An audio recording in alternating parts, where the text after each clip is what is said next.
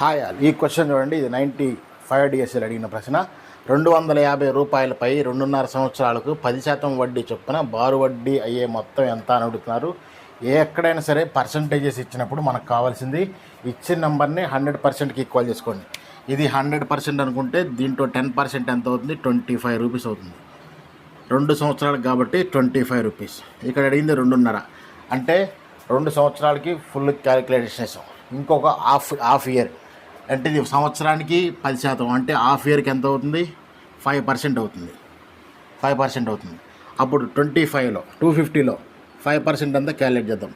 250లో 5%, 250లో 10% 25 అయితే 5% అంటే దాంట్లో హాఫ్ అంటే 12.5 అవుతుంది. అంటే 12.5 రూపాయలు, 12 రూపాయల 5 పైసలు. టోటల్ అయ్యేటువంటి మొత్తం ఎంత అని అడుగుతున్నా. వడ్డీ చొప్పున ఇచ్చిన దాన్ని ప్రిన్సిపల్కి యాడ్ చేస్తే 250